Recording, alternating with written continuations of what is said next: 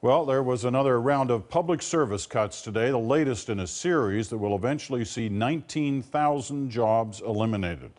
Nearly 1,500 of today's notices were to Service Canada employees. Still, the government says Canadians will experience more efficient, cost-effective service. Lori Graham has this story tonight for us from Ottawa. Lori. Peter, as thousands of federal government employees received word their jobs could be cut, some cabinet ministers were out talking about strengthening the economy. The pulse of the public service, where thousands of federal government employees work. And today, many were filled with anxiety. Everybody's, down and then shock, panic. People are nervous, they're upset. It's difficult news to receive. More than 5,000 people across the country received the news their jobs could be affected. There aren't that many jobs out there, especially when you get at a certain stage in your life. It's getting harder and harder. As notices went out, some federal cabinet ministers did too, holding events, perhaps trying to shift focus. With more money being spent on health care than But they found frustration too, here over health care policy changes that will cut services to some refugees. Who do you think should be held accountable for the outcomes of these cuts?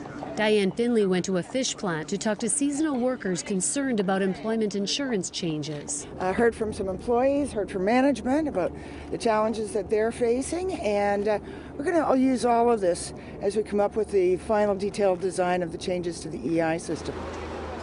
But not everyone had their say with the minister. I was kind of disappointed because I had hoped she would meet with the workforce and answer some questions for some of the workers in there.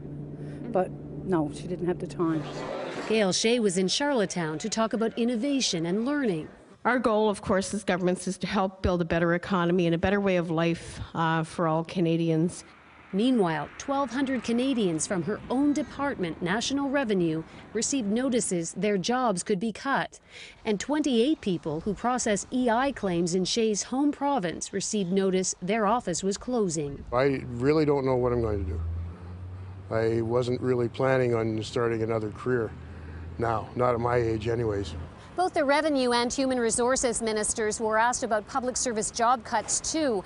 They said the government needs to be more efficient and frontline services will not be affected. But Peter, if the frustration they encountered today is any indication, it could be a difficult summer on the barbecue circuit for Conservatives trying to defuse the damage. All right, Lori, thank you. Lori Graham in Ottawa.